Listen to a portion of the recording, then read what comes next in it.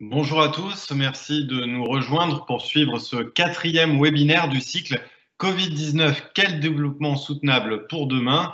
Ce quatrième webinaire, il va s'intéresser à l'articulation entre enjeux locaux et globaux et à ce que la crise a changé dans l'articulation de ces enjeux. Et pour réfléchir à cela, je vous propose d'écouter trois experts issus de trois disciplines différentes, donc pour une triple approche de la question. Alors, parmi ces experts intervenants, nous aurons Nathalie de Noblet, bioclimatologue au CEA. On aura André Thor, économiste à l'INRAE, et puis Jean-Marc Ménard, agronome à l'INRAE. Avant de les écouter, je vous propose d'écouter le mot d'introduction de Jeanne Lecomte, qui est à l'initiative avec la UF de ce cycle de conférences, qui est professeure d'écologie à l'Université Paris-Saclay, directrice du laboratoire écologie systématique et évolution. Jeanne, je vous laisse la parole. Donc, bonjour à tous, c'est en tant que vice-présidente développement soutenable de l'Université Paris-Saclay que j'interviens devant vous. Et c'est en effet le quatrième webinaire de la série Covid-19, quel développement soutenable pour demain, que l'Université Paris-Saclay organise en collaboration avec le média en ligne The Conversation et l'Agence universitaire de la francophonie. Alors, nous avons élaboré ces webinaires au printemps dernier, pendant le confinement, car il nous a semblé que la crise de la Covid-19, qui nous révélait l'extrême vulnérabilité de nos sociétés, pouvait être une base pour réfléchir sur cette crise comme modèle des crises à venir, mais aussi comme tremplin pour penser la transition écologique. Nous n'imaginions pas que lors du lancement des webinaires en juin, que fin octobre, cette crise serait encore si largement présente. Alors, que nous apprend la pandémie de la Covid-19 ? Elle nous renvoie d'abord à cette réalité bien connue qui est que les plus atteints par les crises sont les plus démunis. Ce que nous disent aussi les experts scientifiques, c'est que nos impacts sur les écosystèmes augmentent la probabilité de tels événements et sa vitesse de propagation. Nous savons aussi que les crises actuelles et à venir, que sont celles liées au changement climatique et à l'érosion de la biodiversité, auront des conséquences sans précédent pour nos sociétés et le reste du vivant si nous les ignorons et nous les anticipons pas. Si cette crise nous a pris au dépourvu, malgré les alertes des scientifiques, retenons la leçon car il est plus que temps d'agir dès maintenant en traitant à la racine ces grands enjeux environnementaux aux conséquences néfastes pour nos sociétés et le reste du vivant. Un développement soutenable, c'est en effet considérer que le développement de nos sociétés et de leurs économies doit s'appuyer sur les principes des limites planétaires et de la non-substituabilité des ressources issues de la biosphère, tout en garantissant bien sûr l'équité sociale. Alors les scientifiques du GIEC et de l'IPBES donnent dans leur rapport aux décideurs des clés pour l'action, et nous en avons abordé certains lors des 3 premiers webinaires que je vous encourage à revoir en ligne. Maintenant se pose la question de l'échelle pour penser ces actions, sachant que ces enjeux sont planétaires. Faut-il les envisager à l'échelle du citoyen, des groupes de citoyens, des consommateurs, des entreprises, des collectivités locales, des États, de l'Europe, des Nations Unies? Par ailleurs, il faut bien répartir les compétences et les responsabilités entre chacune de ces échelles d'action et être vigilant à ne pas déplacer le problème à résoudre à une autre échelle. C'est ce que le webinaire se propose d'aborder cet après-midi. Donc, avant de redonner la parole à Thibault Liorade, chef de rubrique économie à The Conversation, qui va animer le webinaire et sera le relais de vos questions. Comme ces questions doivent aussi permettre un échange entre disciplines différentes, j'ai le grand plaisir effectivement d'accueillir ces 3 experts des laboratoires de l'Université Paris-Saclay, que sont Nathalie de Noblet, André Thor et Jean-Marc Ménard, que je laisserai se présenter plus largement. Je vous souhaite à tous un très bon webinaire. Merci beaucoup, Jeanne, pour ce mot d'introduction. Excusez-moi sur votre fonction. Alors, effectivement, on va passer la parole aux intervenants. Alors, je vous invite encore une fois à leur adresser toutes vos questions dans l'espace dédié dans l'outil de Visio.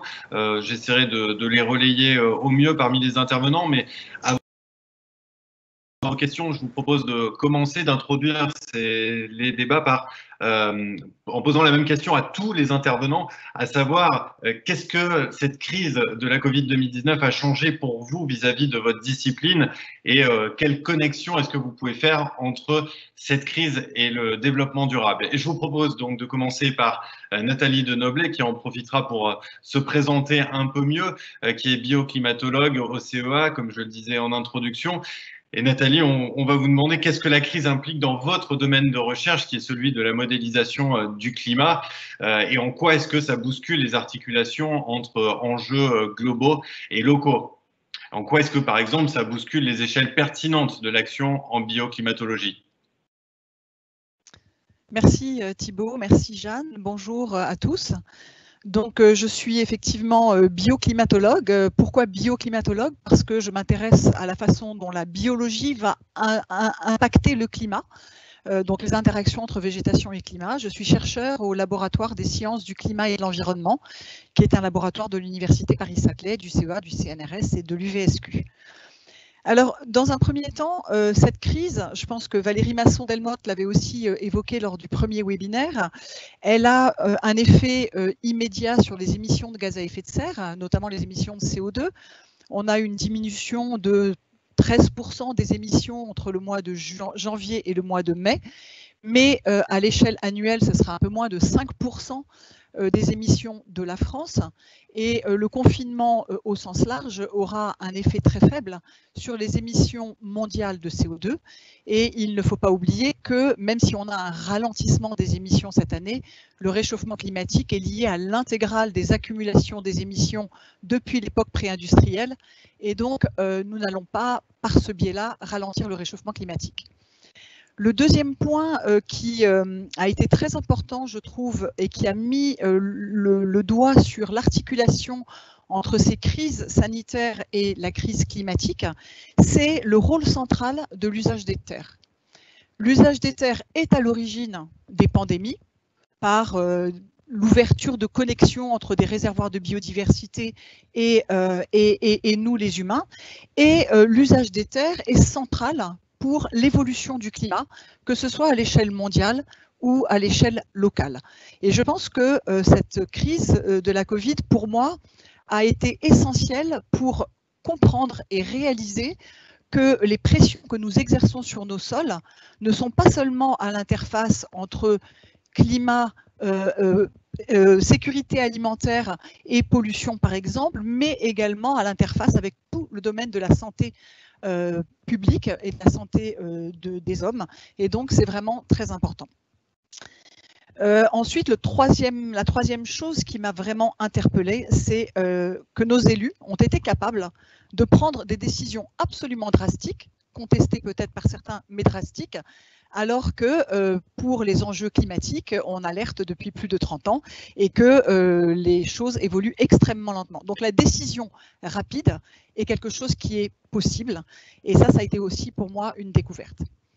Alors maintenant, je vais passer un peu aux questions globales locales. Les climatologues ont souvent dit qu'il fallait penser globalement et agir localement.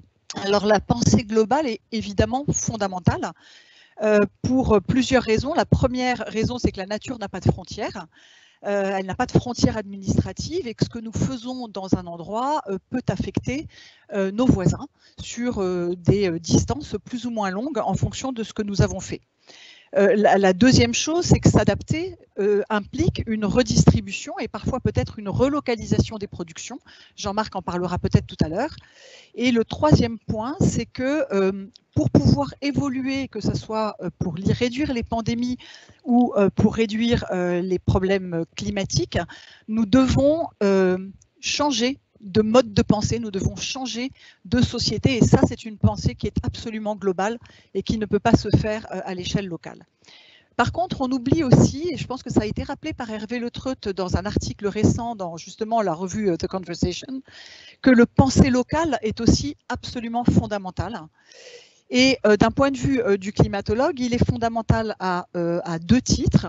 Le premier titre est qu'il est important que chaque région ou chaque territoire connaisse exactement les risques qu'il encourt vis-à-vis du changement climatique. Donc, quels sont les risques réels climatiques connus par une région? Une région côtière n'aura pas les mêmes risques qu'une région de montagne. Et donc, il faut vraiment déterminer cette niche-là. Donc, il y a un vrai travail de régionalisation, de territorialisation du changement climatique, et qui, à mon avis, est de plus en plus pressant. Et le deuxième point, Et ensuite, je m'arrêterai là. Le deuxième point est que le climat que nous connaissons sur un territoire est la résultante de deux effets. La manifestation locale du changement climatique global, donc du réchauffement climatique, mais aussi la résultante de la façon dont nos usages des sols impactent le climat de nos lieux de vie. Donc, selon la façon dont nous aménageons nos territoires, nous allons rendre notre atmosphère, nous allons rendre notre confort hydrothermique et l'état de pollution de notre air plus ou moins confortable. Et donc, la question du local est absolument fondamentale aussi d'un point de vue climatique. Voilà, je pense que je vais laisser parler mes collègues et puis on reprendra la discussion après. Merci. Merci beaucoup pour ces propos introductifs. On va se tourner vers André Thor et lui poser finalement la même question. André Thor, vous êtes économiste à l'INRA. Alors, qu'est-ce que la crise implique dans votre domaine de recherche? Qu'est-ce que ça enseigne, par exemple, à la science économique dans sa manière de prévoir, d'anticiper les crises? Et comment est-ce que l'économiste que vous êtes fait le lien entre cette crise et les enjeux de développement soutenable? Alors bonjour, effectivement c'est une question extrêmement importante. Je ne vais pas y répondre obligatoirement directement du point de vue de l'économiste parce que je ne suis pas vraiment un économiste standard, donc je suis plutôt économiste pluridisciplinaire ou un socio-économiste comme on dit parfois. Et la question que je me suis posée, c'était celle de la place des sciences sociales face à une crise de cette nature-là. Il y a des réponses qui sont évidentes. On a l'impression, dans certaines disciplines, quand arrive une crise comme celle du Covid, en particulier, par exemple, pour l'épidémiologie, la médecine, etc., on voit bien comment on peut contribuer. Pour les sciences sociales, ça avait l'air plus compliqué, et surtout, je ne voulais pas, et d'autres avec moi, apparaître dans la position de se dire on va commenter les chiffres 6 mois ou 1 an après. Comment est-ce qu'on peut être actif, et ça dès le mois de février, dès le mois de mars? Et finalement, c'était la question de l'intellectuel hein, dans la société. Et la manière qu'on a trouvé d'y répondre, c'était de se dire, finalement, essayons de nous engager, et de nous engager non pas pour une cause, comme ont pu faire les intellectuels dans les années 60, comme Sartre, Foucault ou autres, mais plutôt contre quelque chose, c'est-à-dire contre la Covid, hein, en quelque sorte. Et la manière dont on a procédé, c'est qu'on a lancé avec d'autres collègues une consultation nationale, on a monté un site web, on a lancé un manifeste qui reprenait donc cette idée que les intellectuels devaient s'engager directement sur la question du Covid à chaud et devaient pouvoir faire partager leurs avis. Donc sur cette consultation nationale qui s'appelle Corté, ben, on a eu de nombreuses personnes qui ont pris la parole. Elles venaient de différents pays francophones, hein, français, belges, suisses, algériens, togolais, etc. Et on a discuté de cette problématique du Covid et également on a lancé des enquêtes.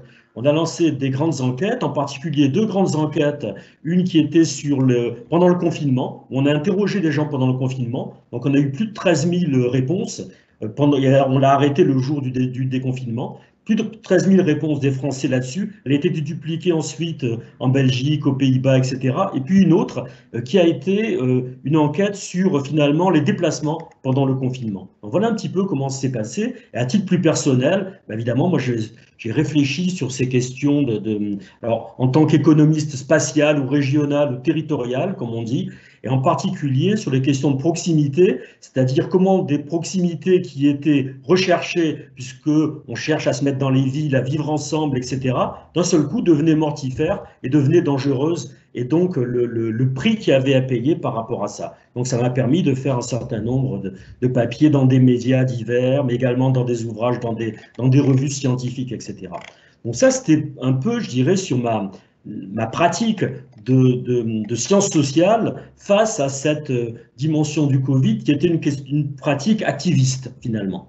Maintenant, de quelle manière finalement, pour répondre à la deuxième question, en quoi est-ce que ça bouscule pour moi ou pour un économiste, ou pour un spécialiste des questions spatiales, en sciences sociales, de quelle manière est-ce que ça bouscule les articulations entre les enjeux globaux et locaux? Alors, les avantages et les inconvénients, oui, il y a des bouleversements. D'abord, ce n'est pas des bouleversements colossaux, c'est la première chose qu'il faut dire, hein. C'est-à-dire c'est plutôt des bouleversements qui vont se faire petit à petit, hein. Et aujourd'hui, les gros bouleversements, ils sont surtout sur les transports. Hein, ça, c'est vraiment là que ça s'est marqué de manière très forte, puisque on a des compagnies entières qui sont à l'arrêt ou qui ont fait faillite, des compagnies aériennes, l'arrêt de la construction des avions, l'arrêt, par exemple, Airbus est en grosse difficulté. Pour l'instant, il a mis en faillite ses sous-traitants, mais peut-être que ça arrivera jusqu'à la maison mère. C'est tous les bateaux de croisière qui partent en recyclage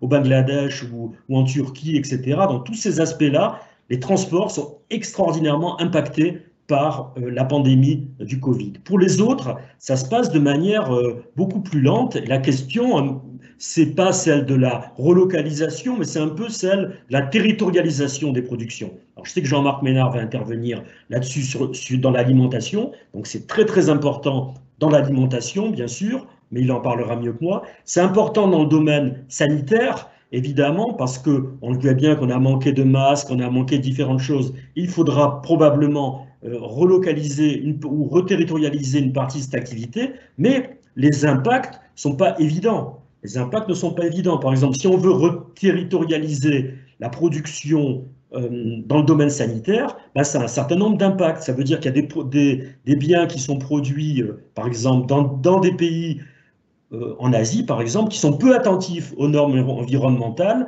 Donc, si on veut les produire chez nous, soit on diminue ces normes environnementales, donc c'est un vrai coût pour l'environnement, soit alors, il coûte beaucoup, beaucoup plus cher. Est-ce que c'est possible? Est-ce que c'est intéressant à une époque où les coûts de transport sont quand même très, très moins faibles, très, très faibles? Même chose pour le plastique. Beaucoup de choses maintenant sont entourées de plastique, y compris des masques. On met les produits dans du plastique. Ça veut dire qu'au niveau mondial, probablement, il va y avoir une augmentation des hydrocarbures pour produire ce type de plastique. À un niveau complètement différent, par exemple, on a beaucoup parlé au niveau spatial de l'exode urbain, c'est-à-dire les urbains qui se répartissent dans les campagnes. Oui, ils sont un petit peu partis, ils sont vite revenus d'ailleurs, mais qu'est-ce que ça a amené comme changement? D'abord, une reconsidération de la place de la nature en ville, donc il y a un vrai goût pour ça, mais surtout, une autre dimension, c'est une revalorisation du périurbain, c'est-à-dire les gens se retournent vers des maisons avec des petits jardins, etc., dans le périurbain, dans les banlieues, et ça, c'est pas une bonne nouvelle pour l'environnement non plus, parce que ça veut dire que, pour revenir sur la question des sols, eh bien, on va bétonner, on va à nouveau avoir des endroits où on va prendre sur la nature des lieux pour les habitations. Donc les impacts, ils sont très très différenciés. Il faut vraiment les voir avec beaucoup d'attention parce qu'il n'est pas dit que tout soit positif au niveau du développement soutenable. Je pense effectivement, on reviendra sur ces effets néfastes qui peuvent être liés à un développement soutenable. Mais avant cela, avant de passer sur les questions, je vous encourage encore une fois à nous faire parvenir des questions, toutes les questions que vous auriez à nos trois intervenants à la suite de leurs interventions ou pour aller plus loin, bien sûr. Avant cela, on va passer la parole, on va terminer ce premier tour de table en passant la parole à Jean-Marc Ménard, donc agronome à l'INRA. Alors, très simplement, qu'est-ce que la crise implique, là encore, dans votre domaine de recherche, l'agronomie? Est-ce qu'elle vient finalement confirmer qu'il faut changer d'échelle en matière d'agriculture, ce qu'on savait déjà? Merci, bonjour à tous. Donc, mon domaine de recherche, c'est l'agronomie, c'est-à-dire plus précisément la conception de nouvelles manières de produire et la transition agroécologique. Alors, des conclusions que vous venez d'évoquer d'ailleurs, et celles qu'on est assez nombreux à faire aujourd'hui, c'est le fait que l'agriculture actuelle, elle pose pas mal de problèmes. Un constat assez pessimiste, et pas seulement en France, c'est au niveau de l'agriculture mondiale. Je vais prendre l'exemple des grandes cultures, c'est-à-dire blé, maïs, pois, les cultures annuelles qui sont en rotation. En fait, on assiste au niveau mondial, et en France en particulier, à une spécialisation croissante des exploitations agricoles des régions.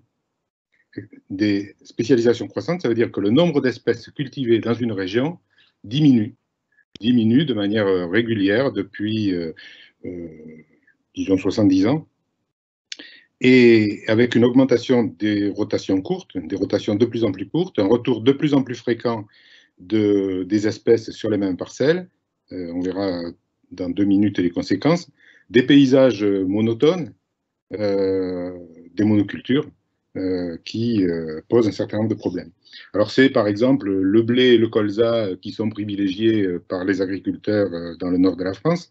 Beaucoup de blé, beaucoup de colza. Les surfaces tendent, si on regarde au niveau décennal, à augmenter, alors que la surface de toutes les autres espèces tend à diminuer. C'est le maïs dans le sud-ouest, c'est le soja en Amérique du Sud, c'est les agrumes en Floride, Nathalie en parlerait mieux que moi, c'est le manioc dans certains pays d'Asie du Sud-Est, c'est le coton ailleurs, etc. Bref, une spécialisation autour d'un très petit nombre d'espèces qui n'amène pas toujours aux monocultures, mais toujours à des situations de retour très fréquents. En fait, c'est des cultures qui sont faites pour l'exportation et c'est un partage du travail au niveau mondial. Chacun se spécialise sur les cultures sur lesquelles il est le plus compétitif. Et les filières d'export s'organisent. Et dans une région du monde où on s'est spécialisé sur certaines cultures, où on a abandonné les autres, eh ben, c'est très difficile de revenir en arrière parce que si on a abandonné certaines cultures, on a abandonné la sélection, donc les variétés sont moins performantes, on a abandonné l'expérimentation, donc on ne sait plus précisément comment ajuster la conduite des cultures dans la situation, dans la région. On a renoncé aussi aux usines de transformation de ces espèces.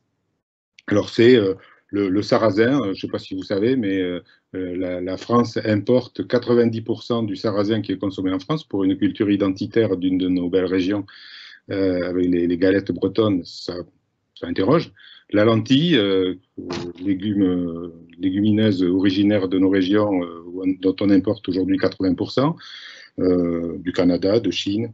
Et puis, bon, je pourrais dire le pois, la féverolle, qui sont peu cultivés et remplacés par des tourteaux de soja venus du continent américain. Alors, c'est une spécialisation qui n'est, j'insiste dessus, qui n'est pas le fait que des agriculteurs. Évidemment, les agriculteurs font des choix, mais ils les font dans un espace très contraint. Et en fait, c'est la chaîne globale de valeur qui est organisée pour qu'il y ait cette spécialisation régionale, et la spécialisation régionale s'auto-entretient. Alors, les effets de cette spécialisation, ben, ils sont nombreux. Ça favorise les ennemis des cultures, ça favorise les adventices, les mauvaises herbes, si vous voulez. Ça favorise les parasites, ça favorise les maladies. Donc, ça conduit à des utilisations croissantes de pesticides. Aujourd'hui, dans le plan Ecophyto, c'est l'une des raisons pour lesquelles on a tant de mal à baisser les consommations, c'est que la spécialisation n'est pas, elle continue. Avec des effets des pesticides sur la biodiversité des sols, des agrosystèmes, des effets sur la santé, je passe là-dessus, c'est essentiel, mais je n'ai pas le temps de développer. Ça réduit la biodiversité au niveau du paysage, puisqu'on a des paysages monotones. Dans les régions où on cultive, par exemple en France, du maïs, ça consomme l'eau d'irrigation de manière massive. Les légumineuses disparaissent alors qu'elles fixent l'azote atmosphérique et permettraient d'économiser de l'énergie fossile. Bref, ça fait au niveau environnemental pas mal de dégâts. En plus, au niveau des agriculteurs, ça augmente la sensibilité de leurs revenus aux à-coups du marché à cause d'une volatilité des prix définie au niveau international et souvent en interaction avec des spéculations. Et puis, ça crée des dépendances entre pays, et c'est là que j'introduis la question sur la crise. La crise, elle a montré l'importance d'avoir une souveraineté sur un certain nombre de produits. Alors, on a parlé des masques, on a parlé des médicaments, puis on a parlé aussi de l'alimentation. En fait, bon, il n'y a pas eu de pénurie alimentaire, mais on s'est aperçu à quel point on était dépendant au niveau alimentaire des importations, et une crise autre que sanitaire, une crise sanitaire ou une crise mondiale de quelle que soit sa nature, qui affecterait les échanges internationaux, elle peut avoir des conséquences importantes sur l'alimentation, au moins telle qu'on est organisé aujourd'hui. Donc, la crise nous amène à mettre le focus sur cette question de cette spécialisation. et montre les questions de souveraineté alimentaire rejoignent les questions de rediversification.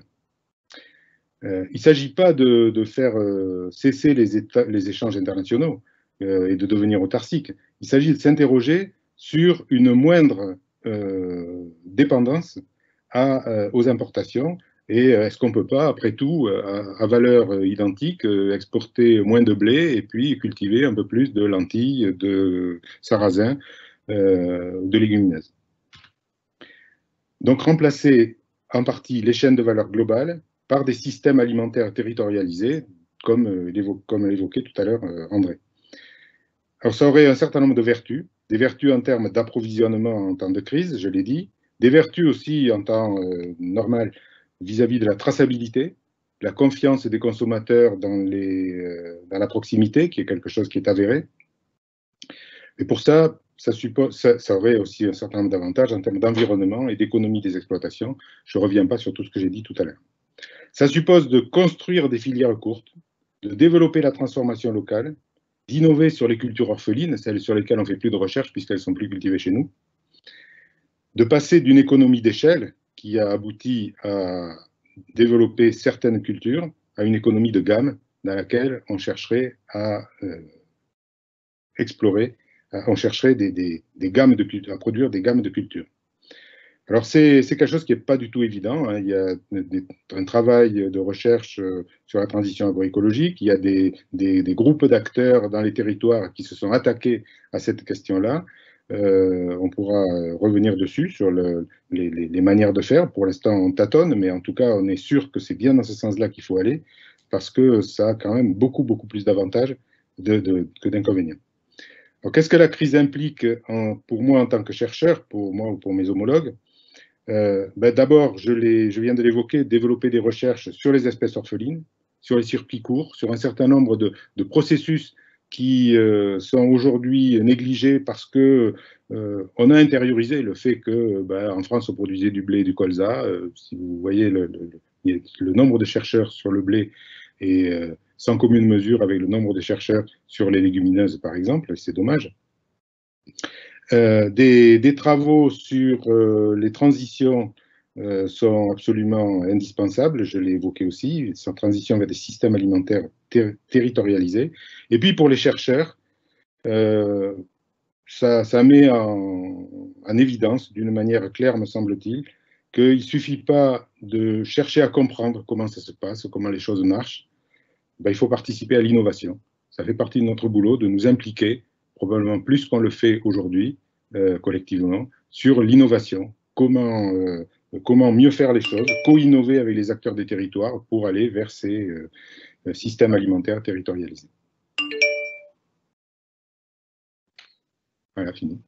Très bien. Merci beaucoup de ces propos introductifs. Alors, c'est intéressant parce que Nathalie Denoblet a posé via l'espace de questions une question à vous, André et Jean-Marc. Effectivement, c'est l'intérêt aussi de ce webinaire, hein, c'est de faire dialoguer les disciplines. Alors, je vous fais le relais de cette question. Peut-être André Thor, vous pourrez répondre. Comment est-ce que vous voyez le rôle de la décision à grande échelle mondiale sur les secteurs? Effectivement, ça a été dit, la nature n'a pas de frontières et ce qui est fait à un endroit peut impacter un autre territoire qui, a priori, est souverain. Alors, comment est-ce que vous voyez, comment est-ce que l'économiste, mais on a compris qu'il mobilise les sciences sociales, voit cette décision à grande échelle, à échelle mondiale? Comment est-ce qu'on peut la mettre en place et quelle serait son utilité?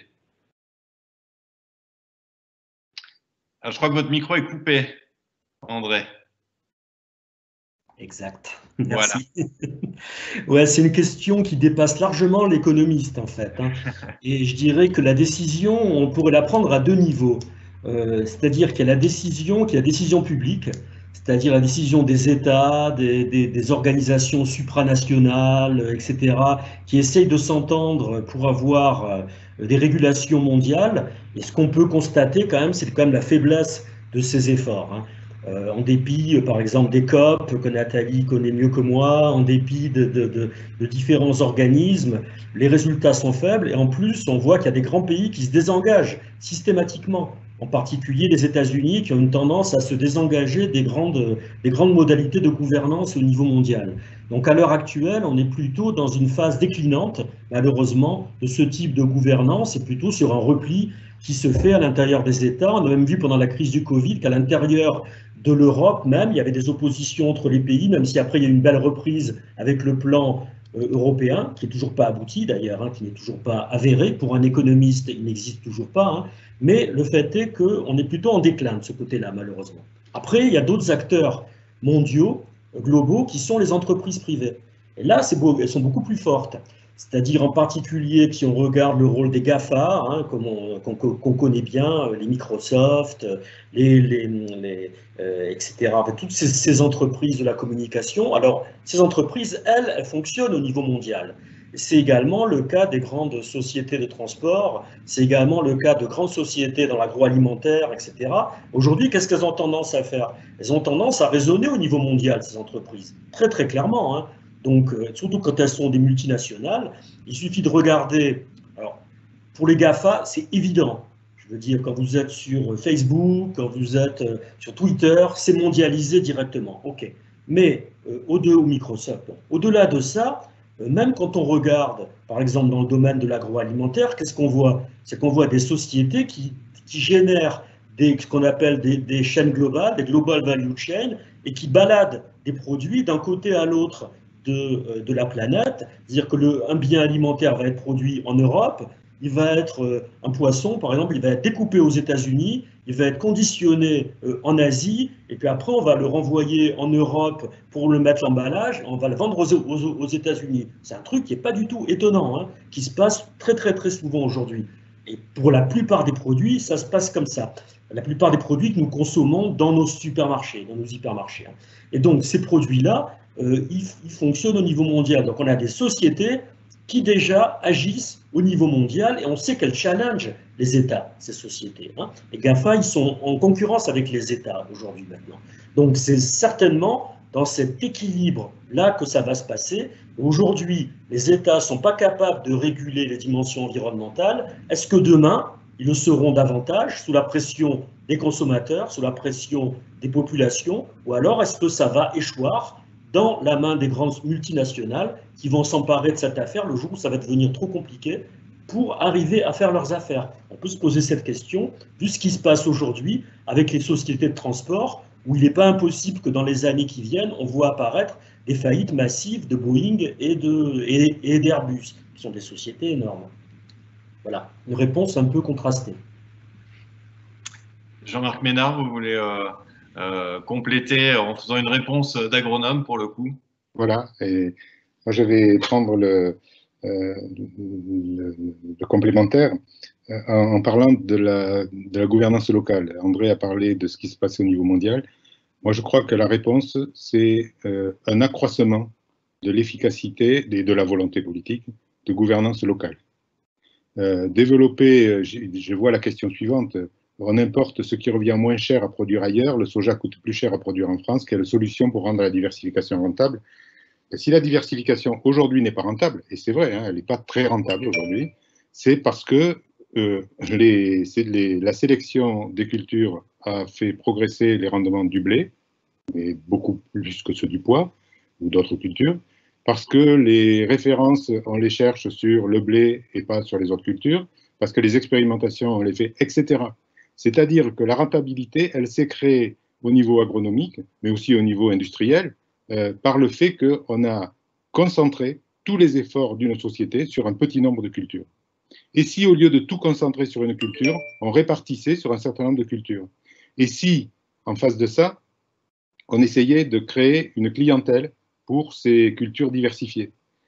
Clientèle qui est des industriels, par exemple. Ça suppose un travail d'innovation au niveau de transformation des produits, mais aussi les consommateurs.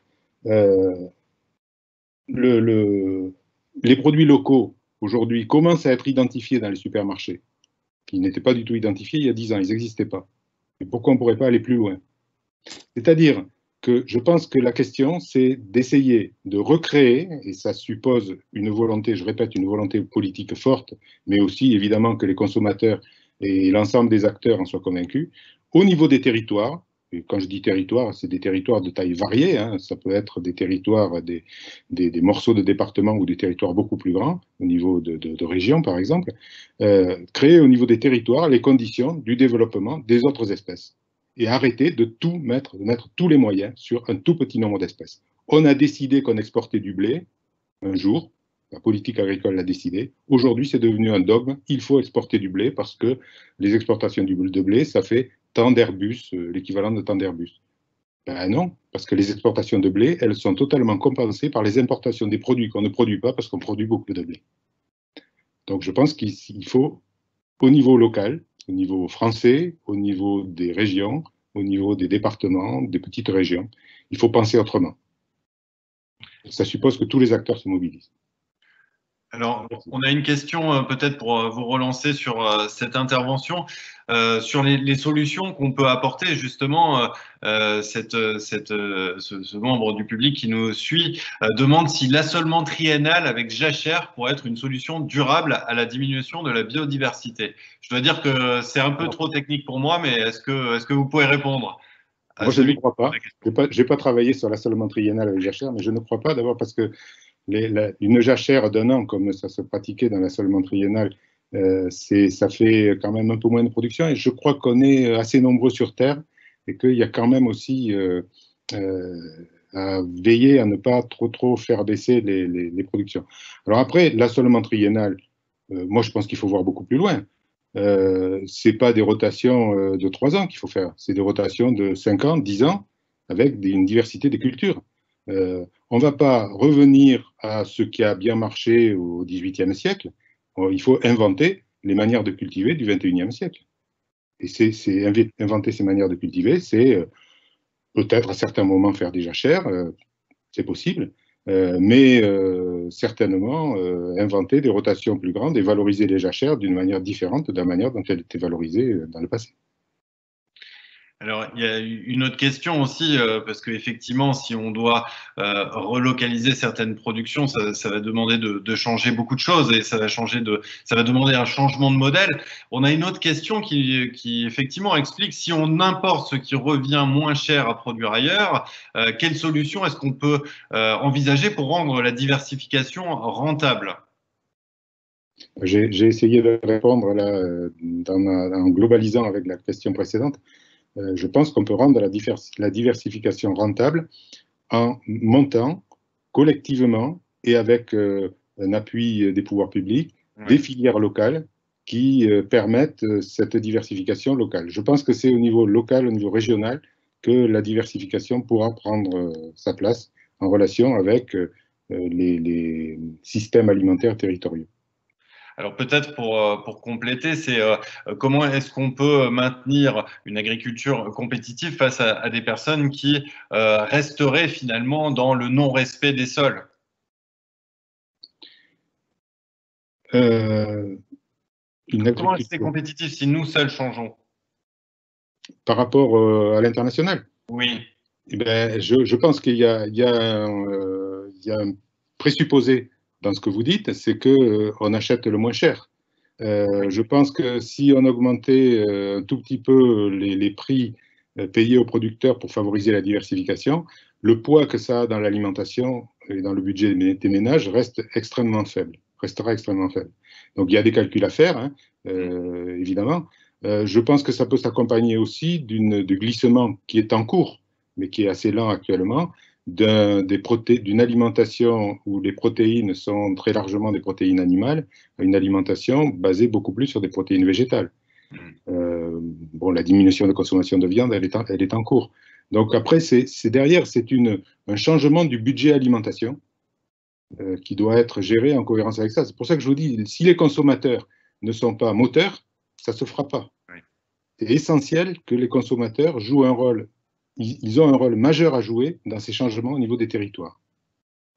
Alors justement, peut-être pour enchaîner, André Thor, comment est-ce qu'on implique davantage le consommateur? Comment est-ce qu'on peut l'inciter à se tourner vers ces modèles-là lui aussi, puisque effectivement son implication est incontournable? Comment est-ce qu'on fait pour, par exemple, que les tendances nées pendant le confinement se pérennisent?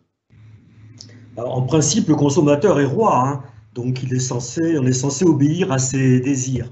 Après, c'est un peu plus compliqué dans la réalité quand même, parce que grosso modo, aujourd'hui, si on regarde les produits alimentaires ou autres, il y a quand même deux types de consommation, et là je vais vraiment à la hache, hein, c'est-à-dire d'un côté, on a des consommateurs qui se responsabilisent et qui ont demandé l'apparition, comme l'a dit Jean-Marc, dans les rayons, même des supermarchés et autres, de certains types de produits, je ne parle pas des produits ethniques, hein, je parle d'autres choses, hein, et qui ont favorisé l'apparition donc de produits d'origine, de produits bio, avec des appellations, etc., qui les consomment et ou qui vont dans des épiceries solidaires, qui vont dans des épiceries bio et qui sont prêts à payer davantage, hein, qui sont d'accord pour payer un prix un peu plus important ou plus important pour consommer ce type de produit. Ça, c'est une partie de la population. Puis après, il y a une autre partie de la population qui n'est pas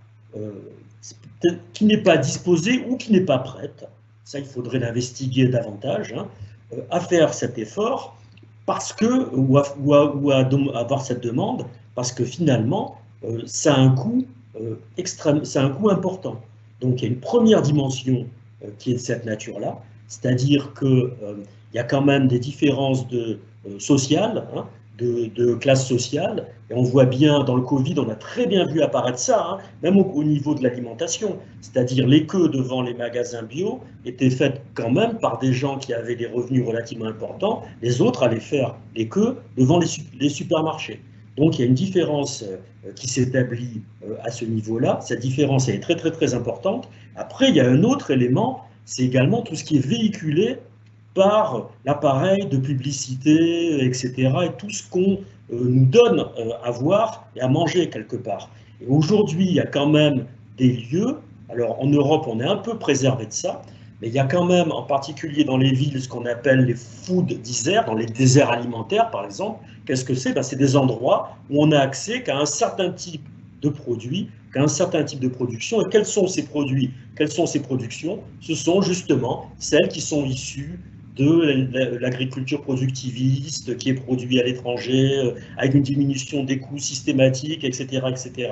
Donc, oui, il y a une partie qui vient des consommateurs, mais également, il faut qu'il y ait une partie qui soit prise en main par les autorités locales ou nationales ou internationales pour également pousser à avoir une alimentation de meilleure qualité. Sinon, on va aller vers le bas. Et pour en revenir à la crise de la Covid, à l'heure actuelle, on va avoir une paupérisation des populations mondiales. Il y a déjà à l'heure actuelle, on compte 100 millions de personnes qui sont tombées dans la pauvreté depuis le début de la crise du Covid. Ça va certainement être plusieurs centaines de millions dans quelques mois ou un an.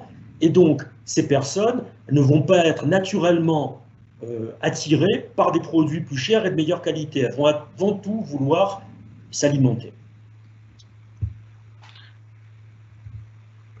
Oui, effectivement.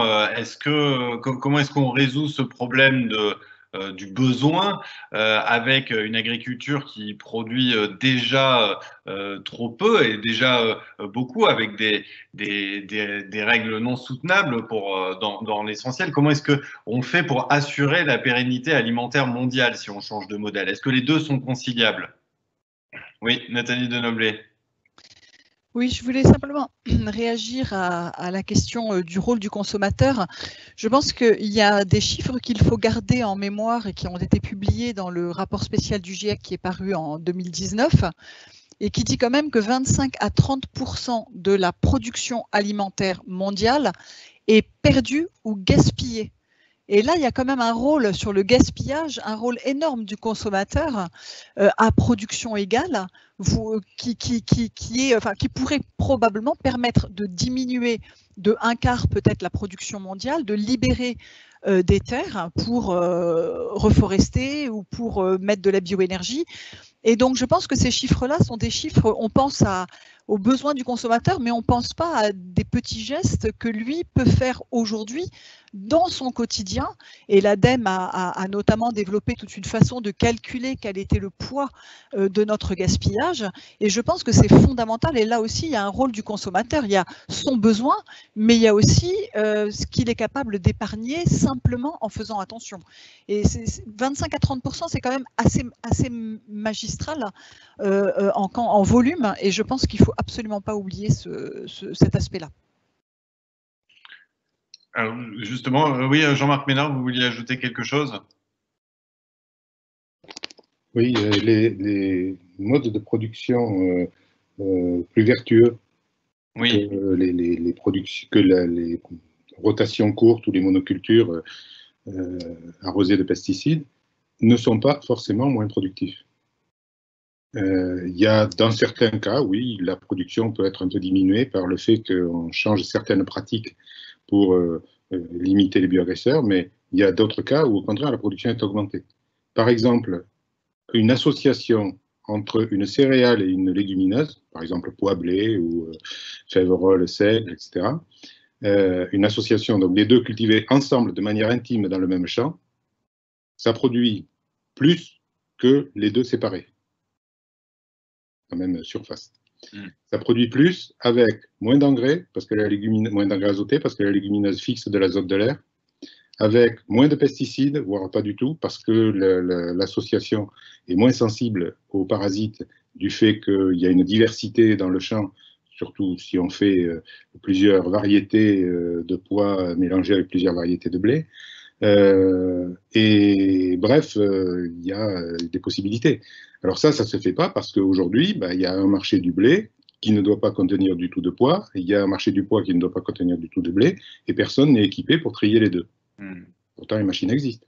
C'est une organisation qui s'est faite autour des cultures pures, autour des cultures intensives, autour des pesticides, et aujourd'hui, c'est difficile d'en changer parce que tout le monde s'est organisé autour de ces moyens techniques. Mais les autres solutions sont possibles, sont imaginables. Après, évidemment, il y a une question de transition. Je n'ai pas dit que c'était facile. Là, c'est très difficile parce que ça revient à ce qu'un certain nombre d'acteurs acceptent à un moment donné de perdre de l'argent ou des parts de marché. Et donc ça, je comprends qu'ils n'en aient pas envie.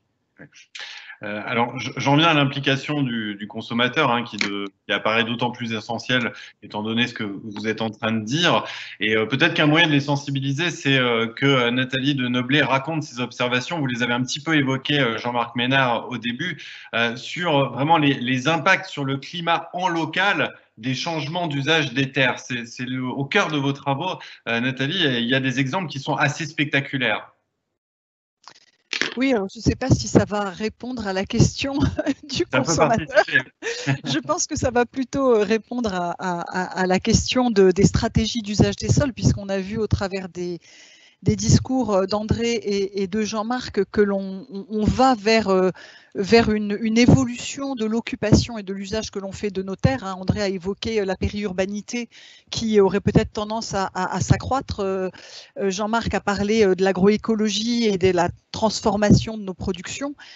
Et en fait, on sait beaucoup de choses. En fait, on a tendance à voir la végétation comme un puits ou une source de gaz à effet de serre, et donc comme un contributeur au climat global. Mais en fait, la végétation, elle répartit aussi à nos échelles de vie l'énergie, l'eau que l'on reçoit, et elle impacte par ce biais-là le confort hydrothermique dans lequel on vit. Et les exemples qui sont assez, celui auquel faisait référence sur les agrumes, Jean-Marc tout à l'heure, et qui est un exemple, je sais qu'il aime bien, c'est un exemple en Floride où dans les années 90, les Américains ont décidé de déplacer leur production massive de céréales d'hiver et d'agrumes vers le sud de la Floride, qui était une région qui subissait beaucoup moins de phénomènes de gel au moment du démarrage des saisons de culture. Et donc, alors que dans le nord, ces gels étaient assez récurrents, assez fréquents et entraînaient des pertes assez massives des productions.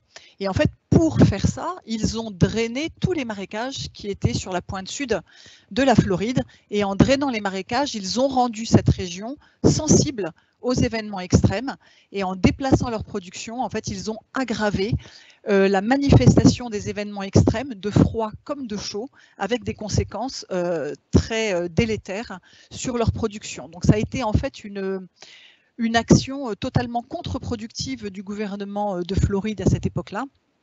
Et donc ça montre quand même quel est le pouvoir qu'a un couvert végétal de jouer un rôle important vis-à-vis de l'amplitude d'un événement extrême. Pas forcément vis-à-vis de sa fréquence, parce que l'arrivée d'un événement extrême, c'est une situation météorologique à une échelle qu'on appelle synoptique, mais sa manifestation sur nos lieux de vie dépend énormément de la façon dont nous gérons nos sols. Et en fait, si vous raisonnez par exemple sur la canicule de 2003, elle a été beaucoup plus... elle a mis en souffrance beaucoup plus à la fois les animaux et les êtres humains, là où elle s'est manifestée juste après une fauche d'une culture d'hiver, où le sol du coup n'était un sol plutôt sec et qui ne transpirait pas, que dans des zones plutôt boisées où la transpiration des arbres permettait d'atténuer cet effet caniculaire et donc de rafraîchir un peu l'air.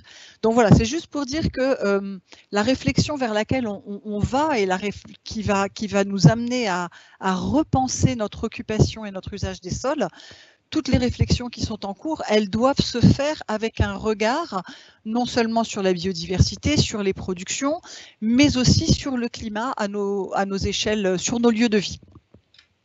André Thor, vous vouliez réagir?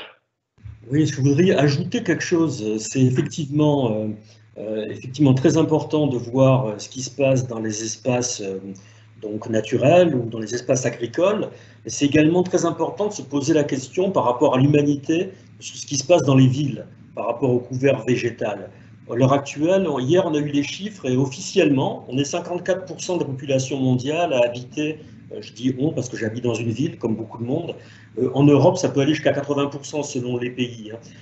Et donc, cette question, elle se pose déjà de manière très virulente, elle va se poser de manière accrue. C'est-à-dire qu'on sait que dans une ville, par exemple, la question de ce qu'on appelle les îlots de chaleur, eh bien, selon qu'il y ait des arbres ou selon qu'il y ait un couvert végétal, quand il y a dans une période de canicule, par exemple, la température peut diminuer de 5 à 8 degrés ou quelque chose de cette hauteur-là. Donc aujourd'hui, l'enjeu devient extrêmement majeur parce qu'il est peu crédible qu'on reparte dans l'immédiat vers les zones rurales. Donc on a plutôt dans l'idée que dans les dizaines d'années qui vont suivre, on va être massivement concentré dans des villes, peut-être encore plus qu'aujourd'hui. Donc l'enjeu d'avoir un couvert végétal dans les villes face à un réchauffement de la planète, un réchauffement climatique, il devient extrêmement important aujourd'hui. Donc il faut également se poser cette question, et c'est une question qui évidemment va impacter de manière très forte le bien-être des habitants de la planète, et le bien-être en particulier des urbains, c'est-à-dire l'essentiel de la population mondiale. Merci André. On a une question qui revient un peu sur la question du gaspillage alimentaire.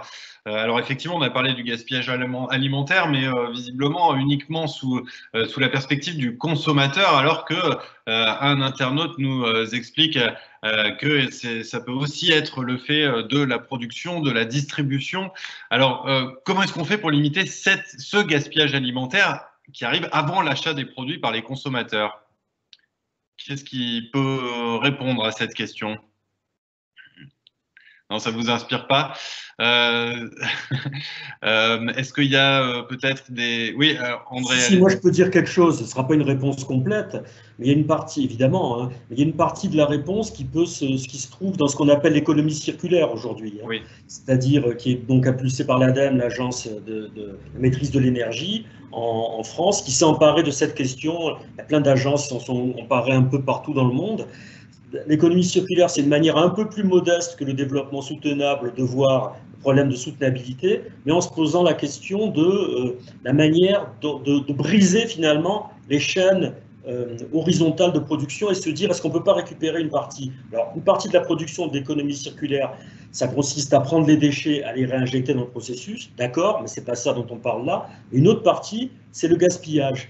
Donc, on peut avoir des choses qu'on appelle l'économie de la fonctionnalité, par exemple, ou autre, c'est-à-dire garder des produits qui aient une durée de vie plus longue, les réparer quand ils sont abîmés, s'en servir de manière partagée. Donc, il y a une série de stratégies ou de tactiques qui permettent d'éviter le gaspillage et qui permettent du coup aussi d'éviter le gaspillage alimentaire. Après, comme l'a dit Jean-Marc, c'est aussi une décision des pouvoirs publics, c'est une décision de réorganisation d'un modèle. Ça ne se fait pas si facilement, il y a des transitions à passer, tout le monde n'est pas d'accord parce qu'il y aura évidemment des perdants dans ces types de transitions, il faut en être conscient. On a une autre proposition là qui nous est faite parmi les questions qui nous arrivent. Je vous la livre également. Un score écologique associé à une baisse des prix pour les produits vertueux sous la forme de subventions aux producteurs pourrait-elle accélérer l'élan des consommateurs? Et ce même internaute nous demande pourquoi pas également interdire la publicité sur les produits polluants. Et c'est une proposition, il rappelle, de la Convention citoyenne pour le climat. Jean-Marc Ménard. Oui, je ne vais pas dire si ça marchera ou si ça ne marchera pas, je vais commenter de manière plus distanciée. Premièrement, je trouve votre proposition très intéressante, au sens où il est important de faire preuve de beaucoup d'imagination. Si on veut changer les systèmes socio-techniques, en fait, puisque c'est à la fois sur le plan économique et social, sur le plan technologique qu'il faut changer les choses, si on veut changer les systèmes socio-techniques, il faut beaucoup d'imagination, il faut trouver des solutions qui vont être complémentaires les unes des autres et articulées. Ce que vous proposez, c'est une voie. Je suis sûr qu'il y en a des tas d'autres. Il faut les mettre en débat. Et deuxième remarque, ben ça ne pourra se faire qu'avec une implication volontariste des pouvoirs publics et de l'ensemble des acteurs. Mais je mets en avant les pouvoirs publics parce qu'on a besoin de chefs d'orchestre et qui sont en position de jouer ce rôle-là. Voilà, je crois que des idées comme ça, il faut en avoir plein d'autres, les explorer, les discuter. Et si, une dernière chose, c'est que on ne valorise peut-être probablement pas sur des questions territoriales comme celle du changement de l'agriculture, on ne valorise probablement pas suffisamment l'expérimentation locale. C'est-à-dire le fait qu'on puisse faire des choses à un endroit, en tirer les conséquences et savoir si ça vaut le coup d'être utilisé ailleurs. Donc, pourquoi pas pour ce genre d'idée. Nathalie Denoblet. Oui, je rebondis sur le besoin d'imagination dont parle Jean-Marc et ça me permet de revenir sur cette articulation globale, locale, parce que je pense que dans l'imagination, elle vient pas comme ça, elle vient par la connaissance de nos lectures, de notre exploration de ce qui se fait ailleurs. Et je reviens là à l'échelle globale, c'est-à-dire que tout à l'heure André disait que les COP étaient un peu un échec. C'est vrai, c'est faux, c'est-à-dire que je pense que l'échelle globale, elle est importante pour partager un point de vue, pour se mettre d'accord sur les grands enjeux, et pour éventuellement aller voir les uns chez les autres ce qui se passe et comment les gens font face. Et ensuite, il faut revenir à la décision. Et c'est vrai qu'en termes de prise de décision et d'action, l'échelle globale est très très loin d'être insuffisante et c'est celle qui a été privilégiée, je pense, de manière presque exclusive au cours de ces dernières décennies. Et c'est peut-être la raison pour laquelle ça n'a pas assez marché. Mais je pense que cette notion d'imagination, elle est intéressante parce que voilà, finalement, il y a des fois quand les gamins disent finalement comment viennent les idées, il y a des gens qui ont plein d'idées. Et quand vous regardez autour de vous, les idées, elles viennent parce que vous avez une culture, parce que vous avez été curieux, parce que vous vous êtes intéressé et qu'à force de voir des choses qui se passent à droite, à gauche, des façons de faire, eh bien, on finit par construire soi-même ses propres assemblages et c'est ça l'originalité. Donc, je pense qu'il ne faut vraiment pas rater ce coche de développer notre imaginaire, mais pas laisser faire croire que c'est quelque chose qui est facile et qui vient sans connaissance, et ça nous fait revenir sur la raison d'être de l'Université Paris-Saclay, qui est de former nos jeunes. Est-ce que vous avez chacun vu des choses ailleurs, des idées qui pourraient être intéressantes à transposer en France, des choses simples?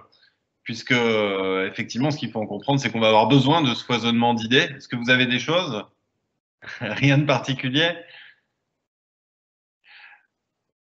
Oui, Jean-Marc Ménard. Oui, juste un petit exemple. Il y a quelques années, le Canada a eu la volonté de développer ses surfaces en légumes secs.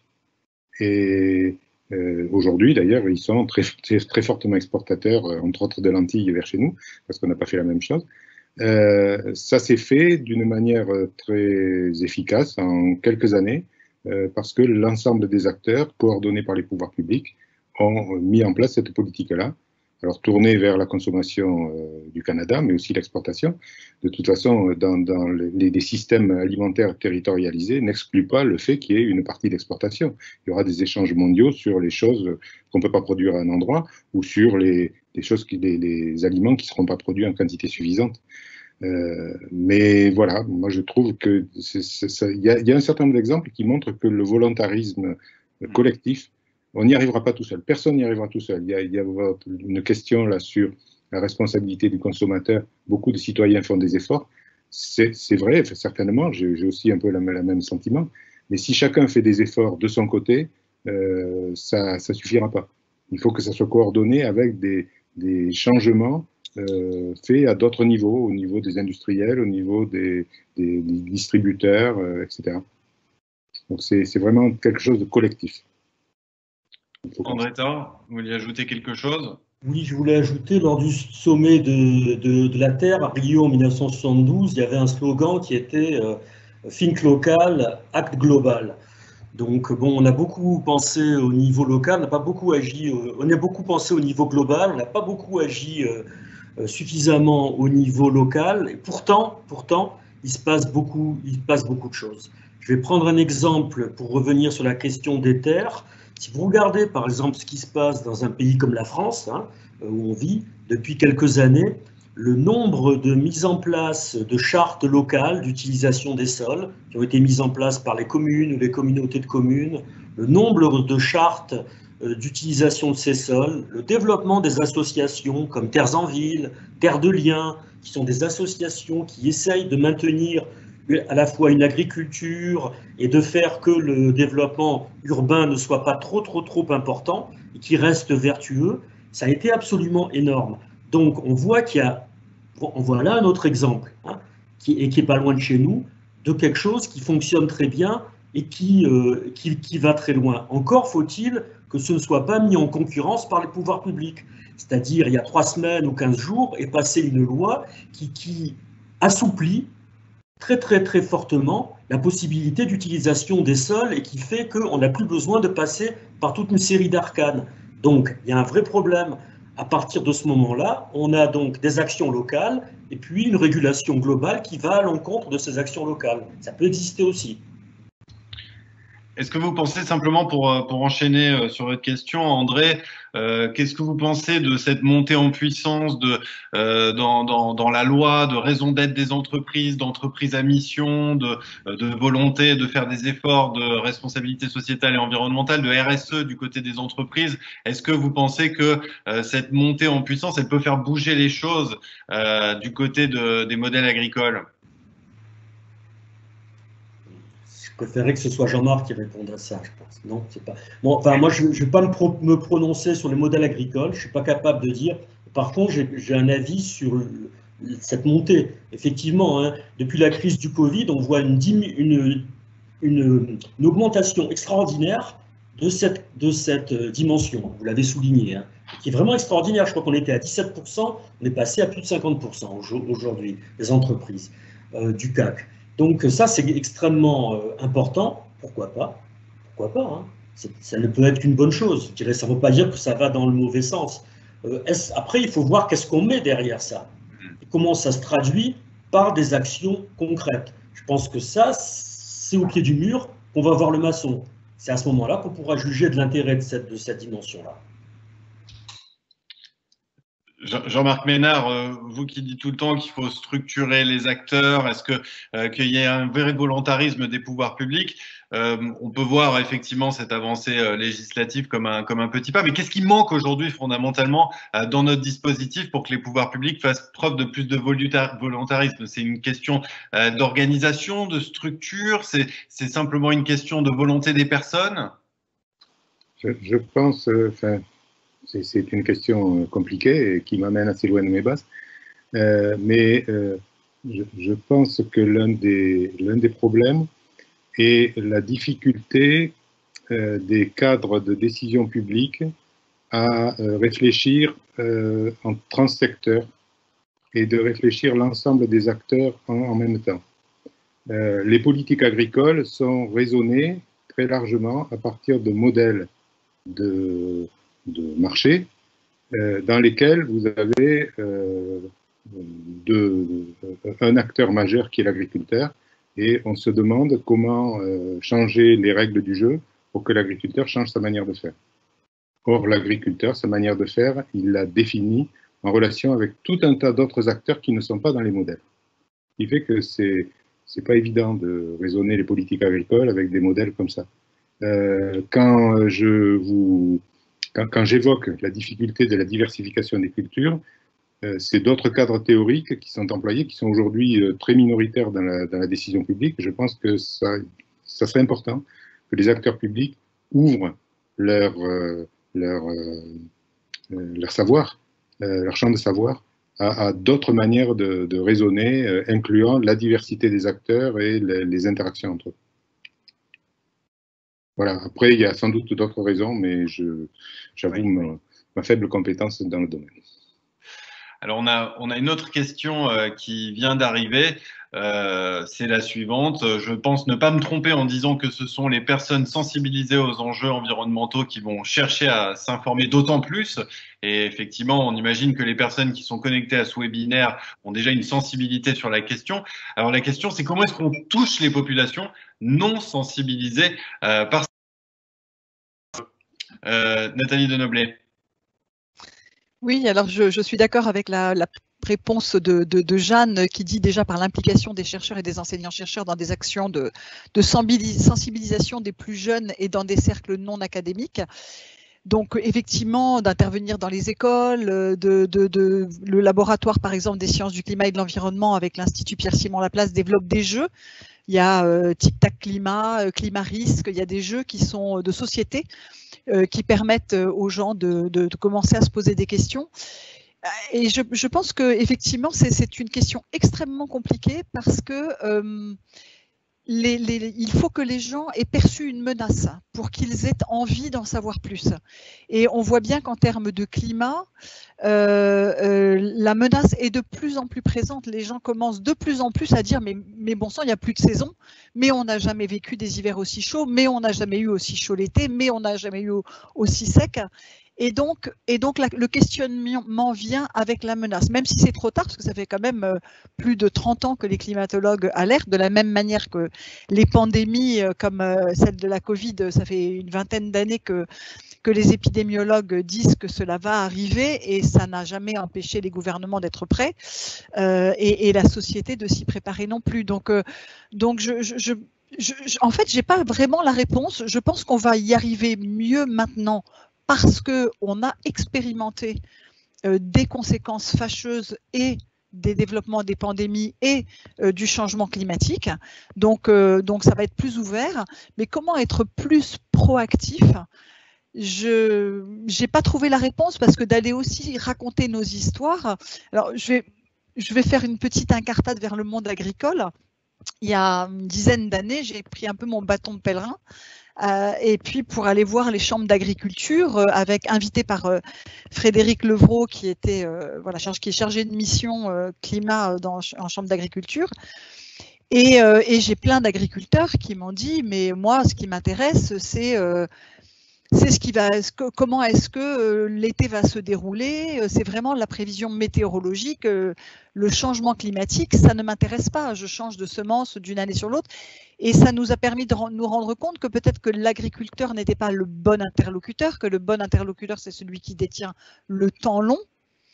Mais maintenant que certains agriculteurs, notamment sur le plateau de Saclay, ont vécu des moments extrêmement pénibles avec des canicules récurrentes ou des problèmes d'événements extrêmes récurrents, la question même du changement à long terme est quelque chose qui commence à les interpeller.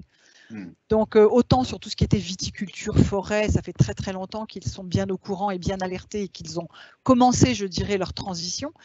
Mais sur tout ce qui est grande culture, ce n'était pas vraiment le cas, en tout cas vu d'un point de vue climatologue, ce n'était pas le ressenti que j'avais. Et maintenant, ça commence à le devenir. Donc c'est vraiment, c'est compliqué, c'est vraiment une question compliquée de savoir comment on doit, et auprès de qui on doit aller faire la bonne alerte. Est-ce que finalement les conséquences de ces alertes, ça ne va pas être de déplacer ces zones agricoles? Est-ce qu'on peut anticiper dans les prochaines décennies une réorganisation totale mais territoriale de notre agriculture en réaction? Est-ce que ça peut être finalement la première solution, la solution la plus simple pour continuer à produire? Non. Est-ce que vous... Je pense qu'il vaut mieux que ce soit Jean-Marc qui réponde sur ce sujet-là. Oui, il y aura certainement des déplacements de zones de culture de certaines espèces, mais je pense aussi qu'entre les techniques agronomiques et la sélection végétale, on peut adapter les couverts végétaux pour partie à le fantasme qui consiste à dire que c'est les Anglais qui vont produire le champagne dans quelques décennies, sous-estime le fait que les viticulteurs champenois ont un certain nombre de leviers pour s'adapter aussi. Donc, en changeant un certain nombre de techniques, dont entre autres la date de vendange, donc je pense qu'il y aura des changements, mais en transposant aujourd'hui les espèces, leurs caractéristiques et les manières de produire d'un endroit pour savoir ce que ça donnera dans le climat de 2100, je pense qu'on surestime les déplacements. Très bien. Oui, André Thor. Oui, moi je voulais vous dire par rapport à cette question d'utilisation, des usages du sol et de leur diversité.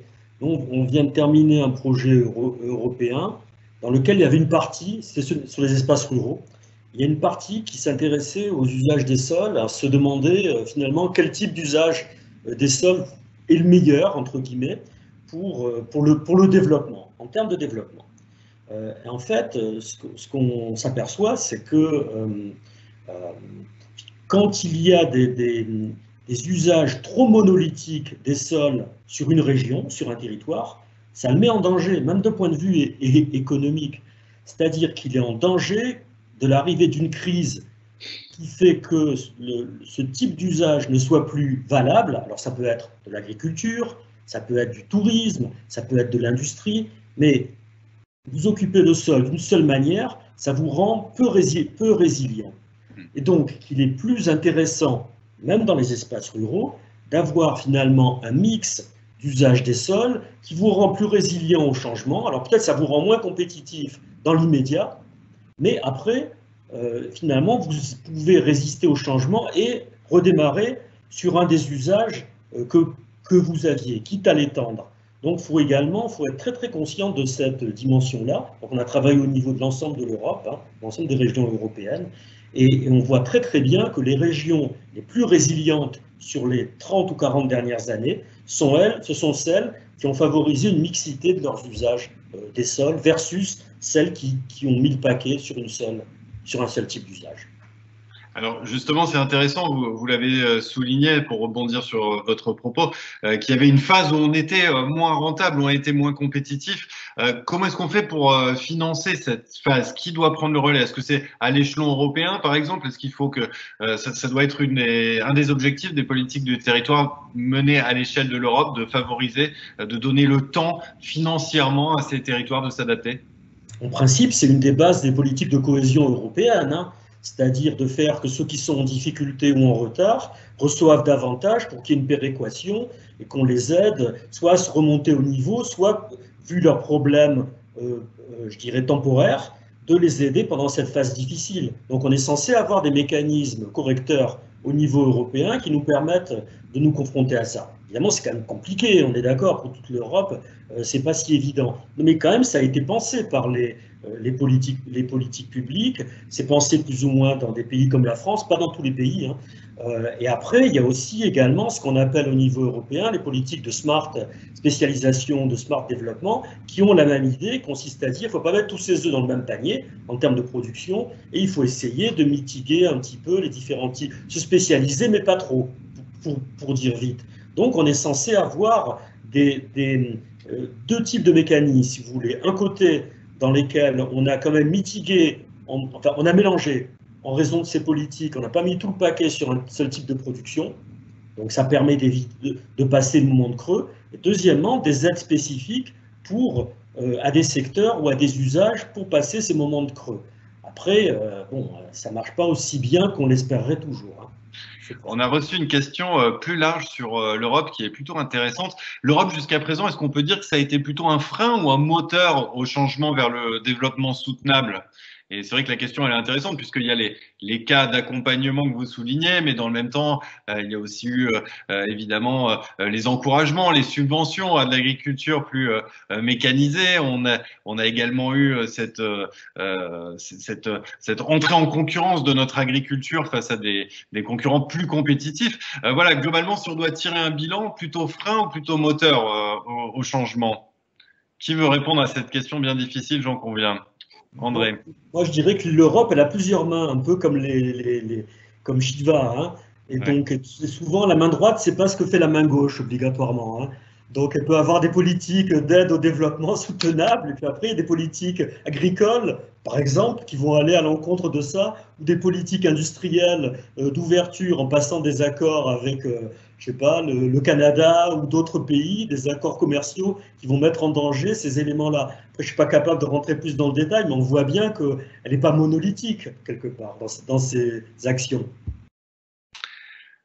On a une question qui est intéressante pour vous, Jean-Marc, pour une question pour un agronome qui a rien à voir avec ce qui s'est dit avant. Qu'est-ce qu'il faut penser de l'entomoculture? Je traduis pour ceux qui connaissent pas. Qu'est-ce qu'il faut penser de la culture d'insectes? Quel est son potentiel exactement? Alors, je serai assez prudent parce que je suis pas du tout spécialiste du domaine, mais ce qui me semble clair, c'est que il y a une différence entre la culture d'insectes, si le but est de les donner à manger à du bétail, à des poulets, et si la culture d'insectes est faite pour l'alimentation humaine.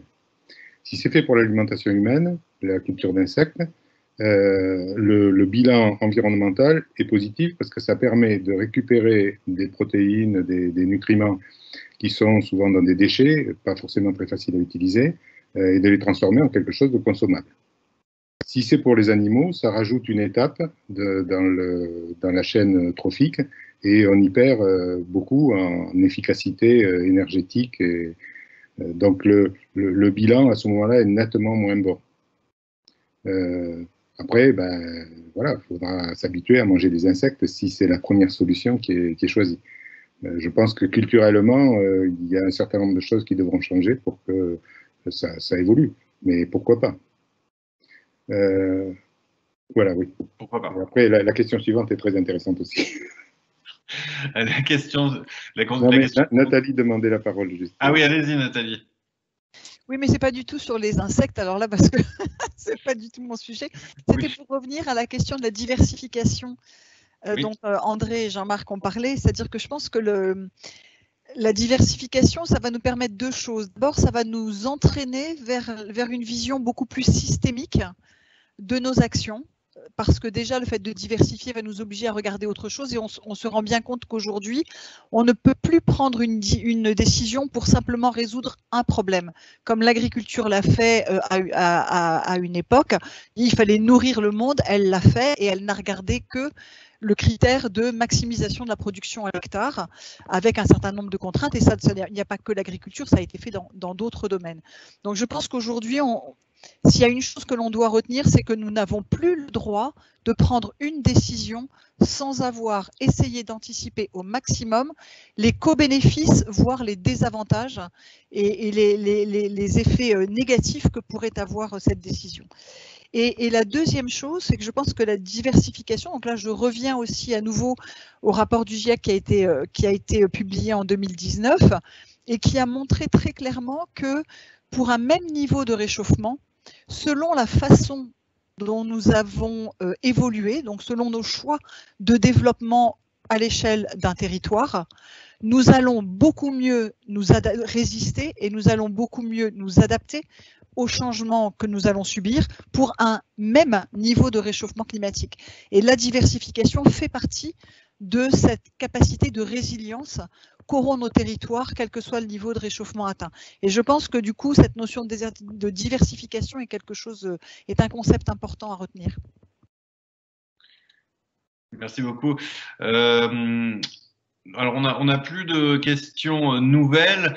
En revanche, André, je vois qu'il nous reste quelques temps. J'aimerais bien qu'on revienne un petit peu sur ce que vous disiez, sur ce sur quoi vous alertiez dans vos propos introductifs.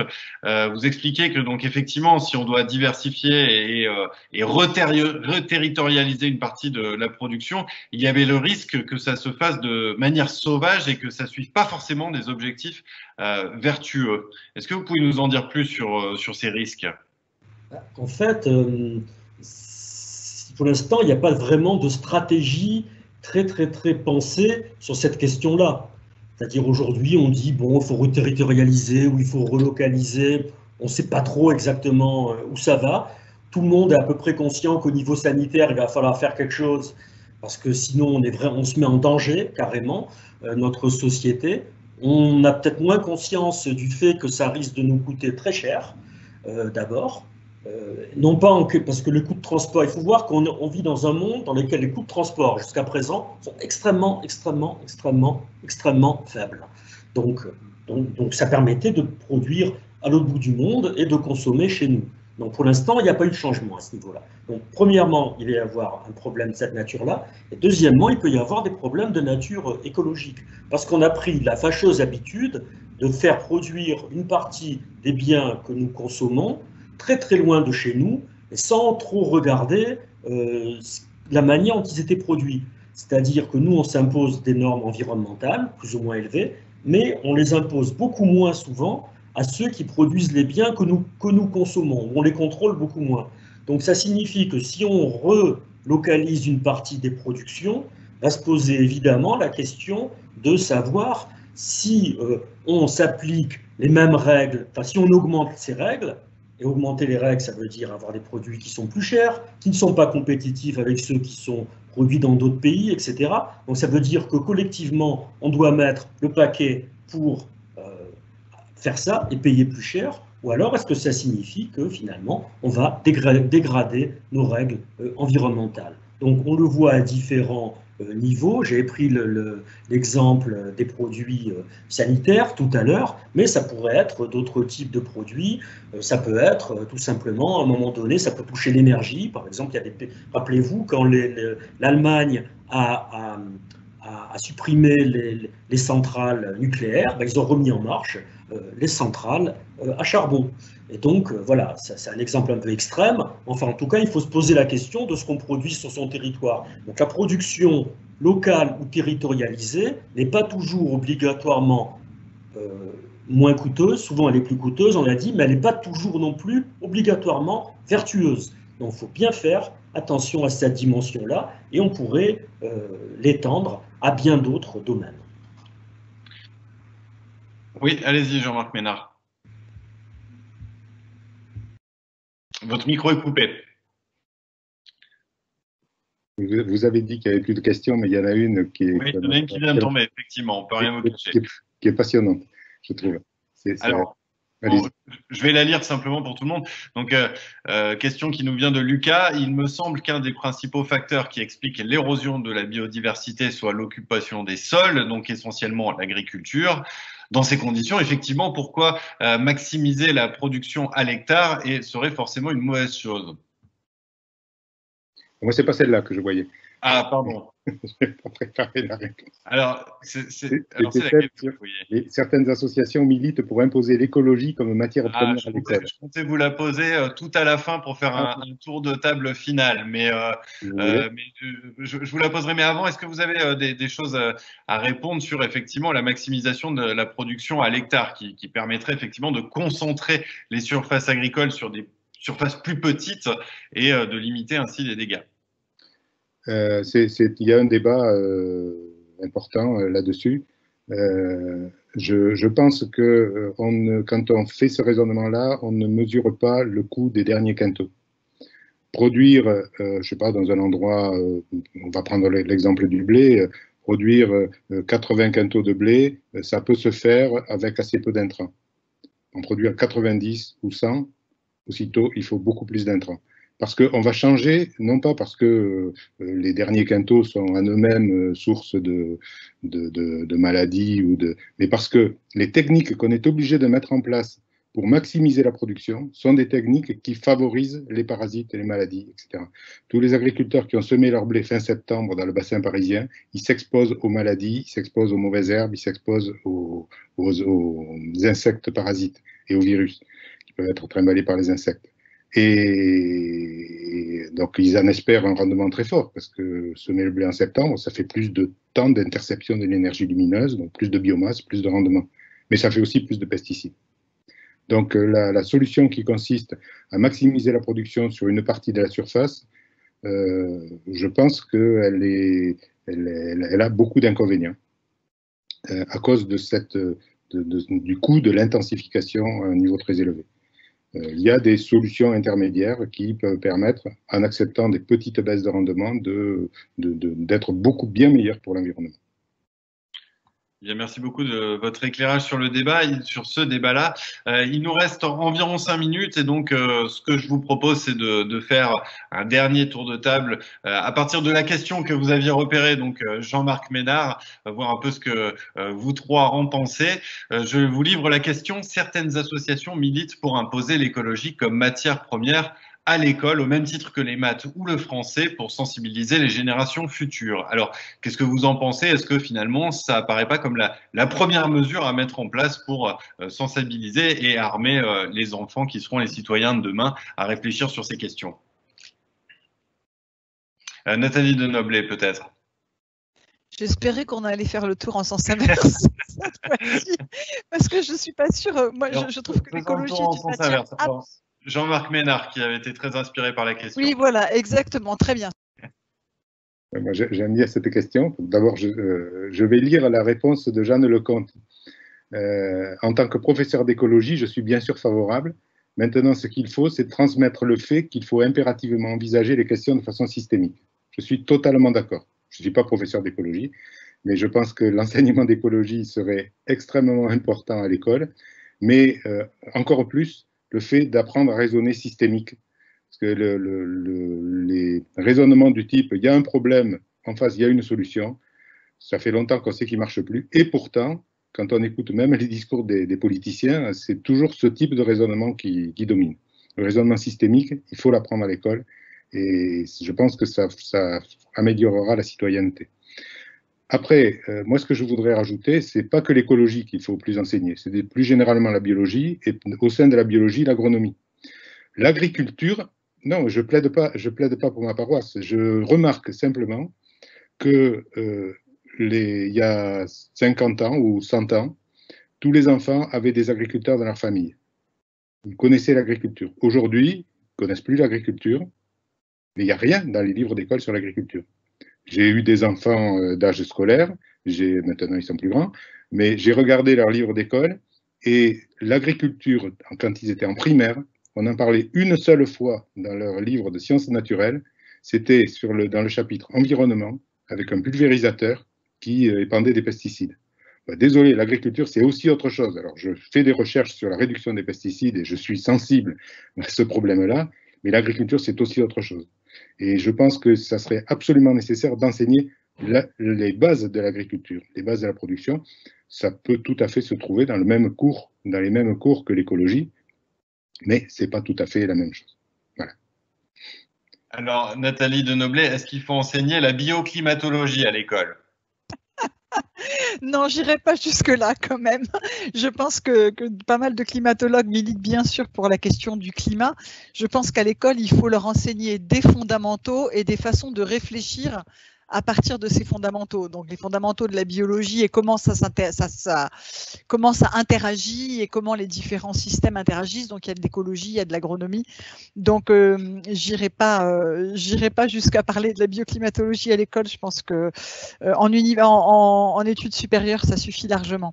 Par contre, moi j'avais plutôt envie de conclure, puisqu'on est au stade de la conclusion, sur finalement 3 points. Le premier point qui reprend ce que Jeanne a dit en introduction, qui est agir maintenant, agir vite. Et effectivement, je pense qu'aujourd'hui, on a toujours l'impression que l'action va nous coûter quelque chose et que ça va nous mettre en déficit économique, mais on ne mesure pas le coût de l'inaction, c'est-à-dire le coût du retard de l'action. Et on a aujourd'hui de plus en plus de preuves sur un certain nombre de systèmes que d'investir aujourd'hui peut rapporter aujourd'hui et demain. Et donc ça, je pense que c'est quelque chose qu'il faut vraiment faire passer dans le plus possible comme message et peut-être maximiser le nombre d'études qui démontrent cette chose-là.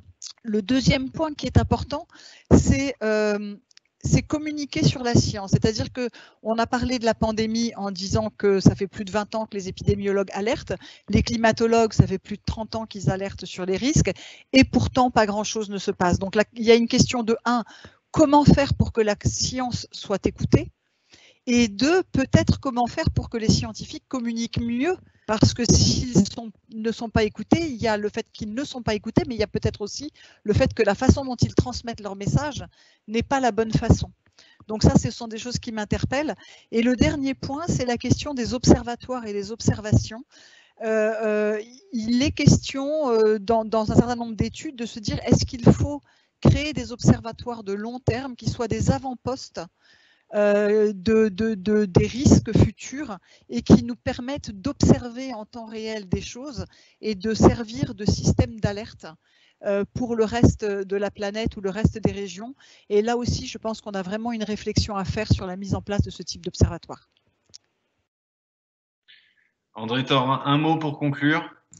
Oui, John Maynard Keynes, qui était le plus grand économiste du XXe siècle, disait que les économistes sont au volant de la voiture et qu'il ferait mieux d'être sur le siège arrière. Je suis économiste, mais je suis assez d'accord avec lui. Donc, il serait temps de penser un peu moins à l'économie et un peu plus à l'avenir de notre planète, en particulier d'enseigner d'autres disciplines qui sont également très utiles. Bien, merci beaucoup. Ce sera le mot de la fin. Reste à remercier évidemment l'Université Paris-Saclay et l'AUF, nos 3 intervenants, Nathalie Denoblet, Jean-Marc Ménard et André Thoré. On espère que toutes ces interventions auront stimulé votre réflexion. Et puis, j'en profite pour vous dire qu'on pourra retrouver ce webinaire mis en ligne dans quelques jours et qu'un 5e est prévu toujours pour poursuivre cette réflexion sur le développement soutenable dans l'après-Covid. Merci à tous de nous avoir suivis et donc à très bientôt pour ce 5e webinaire. Au revoir.